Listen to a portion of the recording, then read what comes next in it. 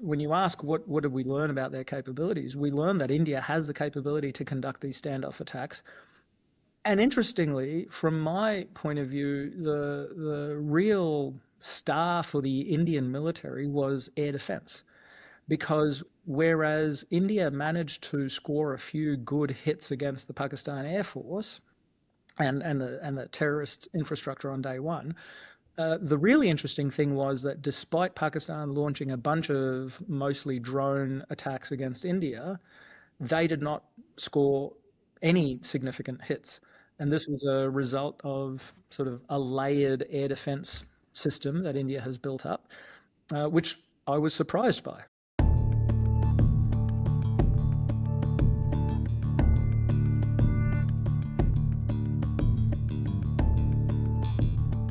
You're listening to World Class from the Freeman Spogli Institute for International Studies at Stanford University. I'm your host, Michael McFaul, the director of FSI.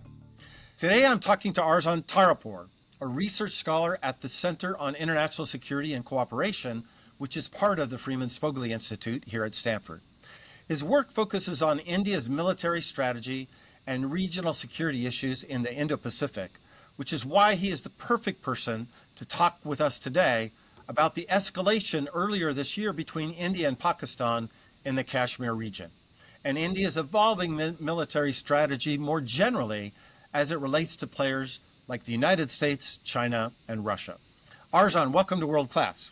Thanks very much, Mike. It's good to be on. Good to be here with you. So I want to start with a chat group I was on several weeks ago with a bunch of former U.S. government officials. And at one point, somebody interjected, we are about to see the biggest military war in the world since Russia invaded Ukraine.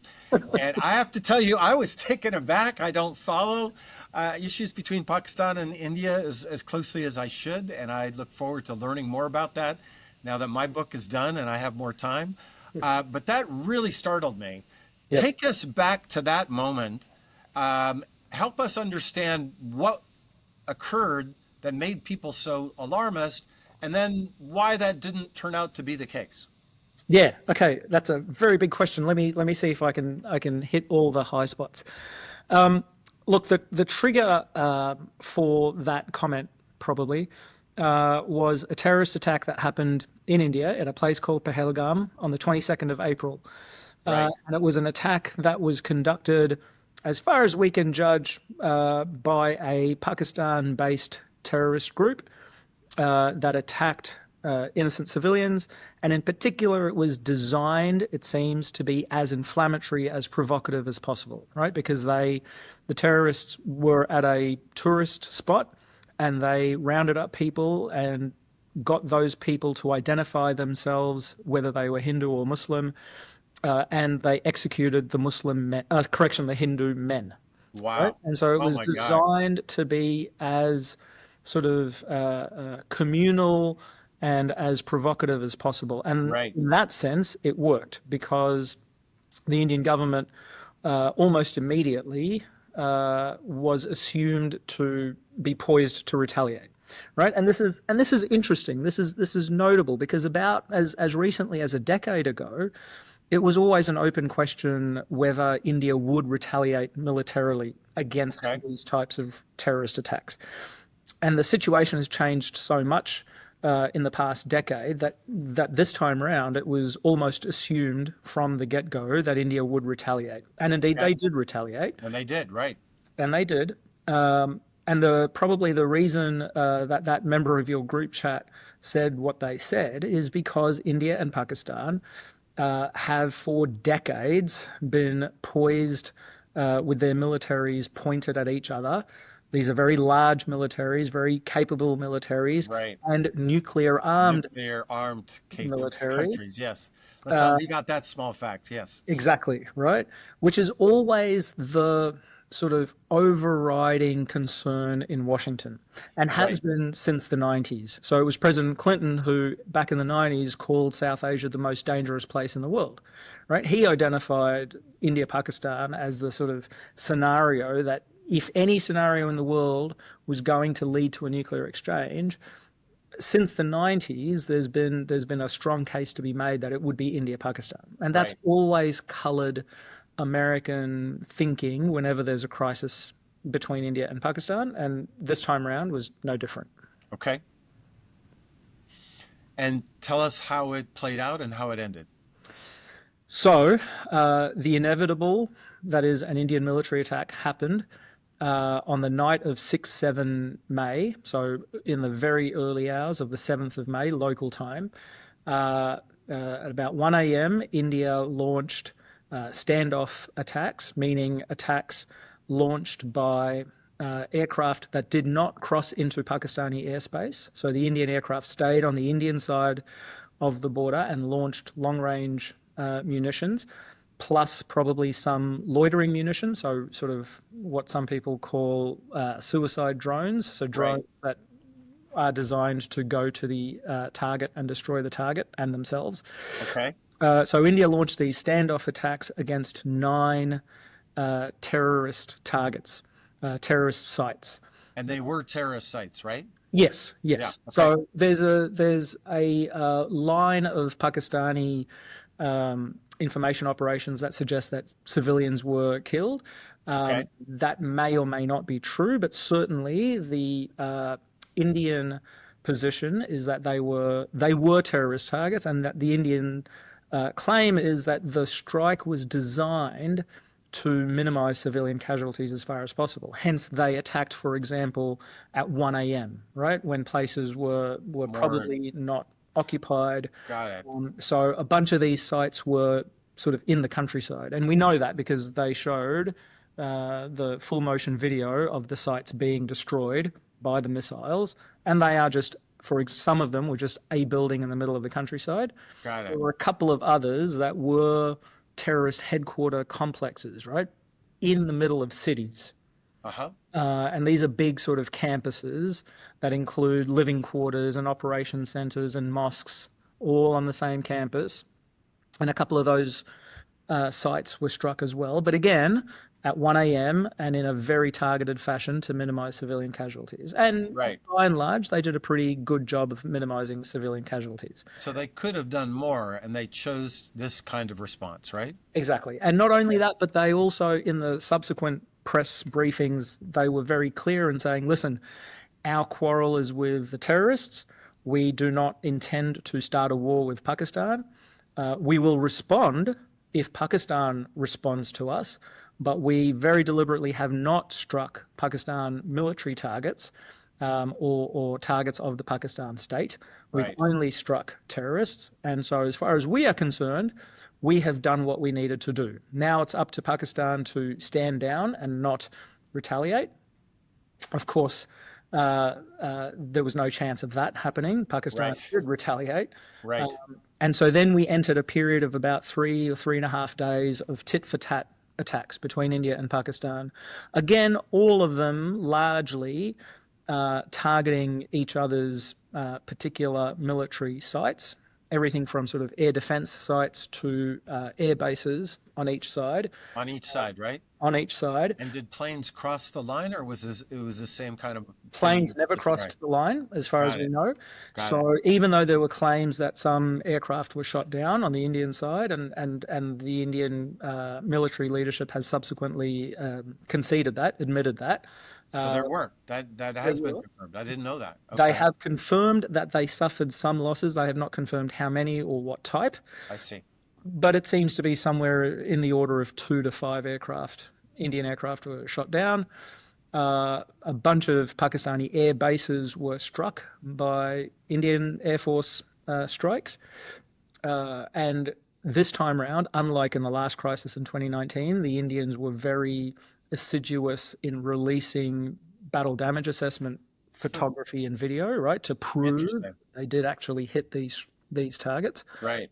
And through this whole process of about 3.5 days of tit for tat strikes, where the Indians scored a few big strikes against the Pakistan military, and the Pakistan military did not really score any big hits against the Indian military. Right. There were a few rounds that went astray and did sort of hit civilian targets, but by all accounts unintentionally. Through this all, the two militaries tried to keep things relatively proportionate, right? I see. Neither one took big steps. They did not cross big thresholds to escalate. Right. But then on the last day, there were some concerns that Pakistan was in fact preparing for a bigger escalation. That's when the US, which had hitherto sort of tried to stay hands off, that's when the US started making some phone calls to both capitals. And then, as probably prompted by that, prodded by US pressure, Pakistan made a phone call to India. The Director General Military Operations made a phone call to his opposite number in India suggesting a ceasefire, which India agreed to, and that was the end. So it was about a 3.5 day stoush little conflict, mostly run by missiles and loitering munitions. Right. So no one crossed into the other country's territory. It was a very sort of modern conflict in that sense. Right.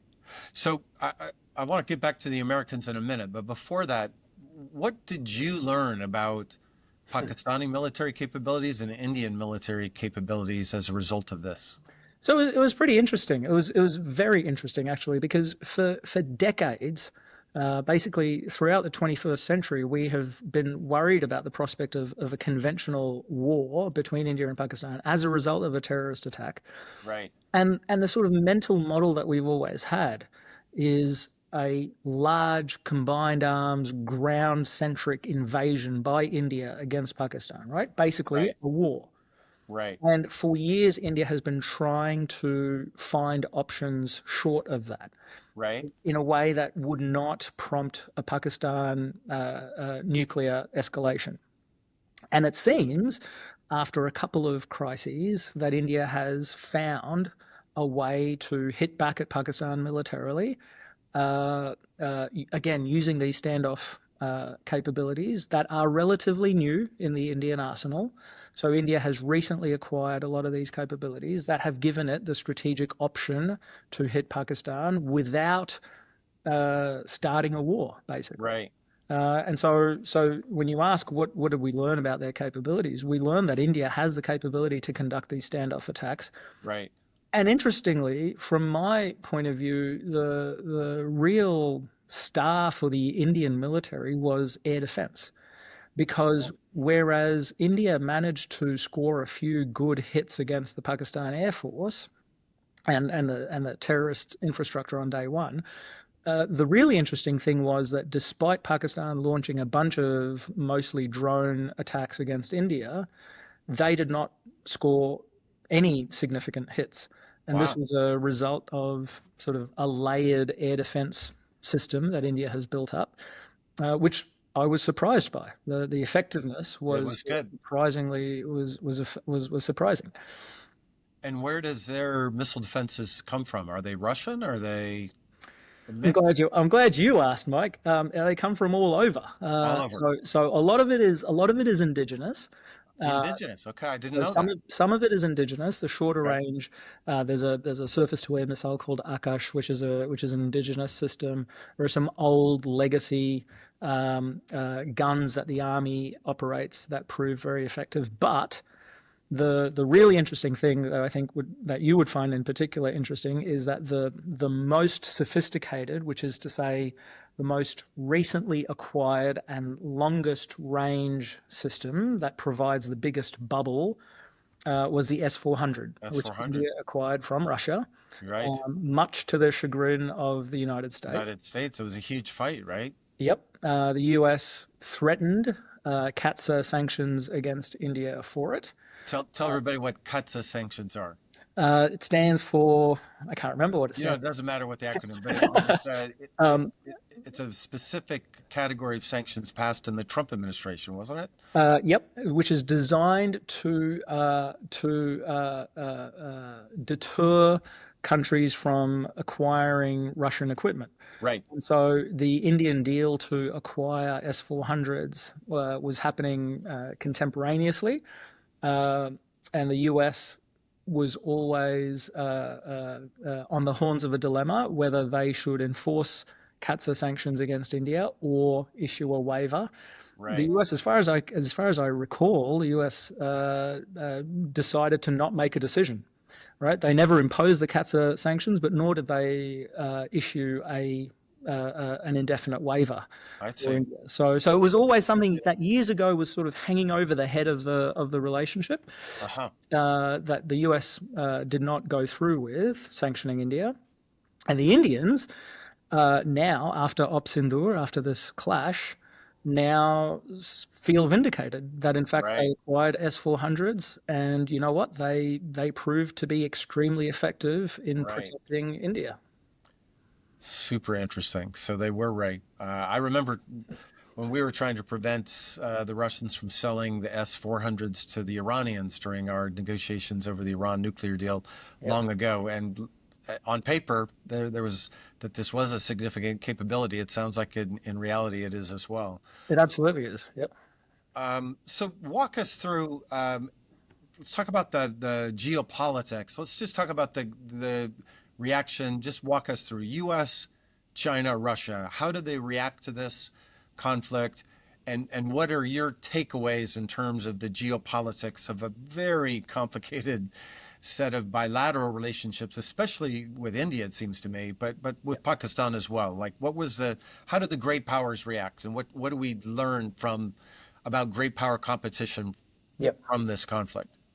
So, as you would know, and as listeners would know, China is Pakistan's primary patron, great power Right, patron, right, provides Pakistan the bulk of its military capability. And in fact, this India-Pakistan clash was seen by some in some quarters as a test of Chinese military capability yes, because the Pakistanis operate so much Chinese equipment. right, Well, I think it's not a very good test of Chinese capability because for many reasons. One, because the equipment itself that Pakistan operates is lower grade export variants of what China. okay, okay, It's not integrated into the same way. It's not integrated into a system in Pakistan in the same way as it is in China, and it's not used with the same what we would call multi-domain doctrine as the Chinese use. So it's not a very good test of the Chinese equipment. okay. Well, that's an important point. A very important point. Yeah, that's They right. don't have the best stuff. They don't have the best stuff, and they don't use it properly, quote unquote, the Got it. same way that the Chinese do. Got it. Um, uh, So, from the Indian point of view, uh, this is a country, India, that has always been concerned about what they call the collusive two front threat, right? Pakistan and China ganging up on India. Where Right. if there was a crisis or a conflict with one, then India was always concerned that the other rival would opportunistically take advantage of it and open a second front. I've always been skeptical of that, and I think what this conflict showed was what India considers to be no longer a two front dilemma, but one reinforced front. Right? That's the way that we've heard it Right. because in this view, Pakistan was essentially, if not an appendage of China, it was nevertheless underwritten by China. It may, according to some accounts, have benefited from real time Chinese support during the conflict. For example, intelligence support, electronic warfare support by China, perhaps even Chinese personnel helping to advise Pakistan on how to use its weapons and how to plan and operate them. Right? Wow. Yeah, That's on the interesting. in the extreme, we don't know if that's true, but that's a Okay. possibility. Speculation. Interesting. Speculate. That's a big step. It is a big step, and so if you ask about China's approach to this, then clearly China is not neutral in this, right? China is Right. underwriting Pakistan in this, but openly, diplomatically, it's not going to take a position, and it's not going to take advantage of this sort of conflict to cause trouble on the India-China border. It's not. It's not that sort of. It's Got not it. that sort of exploitation. Okay. Similarly, as with the US, there were there were Russian comments throughout this conflict that either proponents of an India-Russia relationship or critics of an India-Russia relationship could use instrumentally. Right? Some Okay. people, sometimes some Russian officials said something about India and Pakistan sort of creating this sense of equivalence that in fact they're not on our side, that they're being ambivalent. Others would say that no, in fact, Russia was more solidly behind us than any other country was. And the same occurred with the US, right? There were US officials who commented that either this conflict was that either India is a victim of terrorism and that Pakistan is the perpetrator of terrorism, which pleased Indians, or that this conflict is none of our business, that it's something for India to handle, which is, which they could live with. Or Right. when President Trump started talking about India and Pakistan having been at war for 1,000 years or whatever, 1,000 years, he said, yes. um, Indians rolled their eyes and were frustrated because for decades, uh, Indian officials have been trying to get Americans to internalize this idea that India is an important partner of the US, Right. and that this hyphenation between India and Pakistan is a outdated idea that no longer applies. And now here we have a president of the United States, again, talking about India and Pakistan in the same breath, Right. talking about having mediated between them, talking about having coerced both sides using the cudgel of trade deals, and promising to get the two sides to sit down and talk about Kashmir. All of these things, to anyone who doesn't follow South Asia, prima facie sound reasonable, right? Right. To anyone who follows South Asia, these are all red lines and big alarm bells, Right. especially in India, because they go against decades of American policy. And so it was a real a sense of, well, in the extreme, a sense of betrayal. Right. Or at a minimum, it was a sense of rolling your eyes at a president who has not been well briefed. Doesn't know the details. So what do you think? Was he just winging it, or was this really a policy change that was scripted? Or No. So the interesting thing is, I mean, if you look at what the United States, quote unquote, deep state did, right? That is the State right. Department.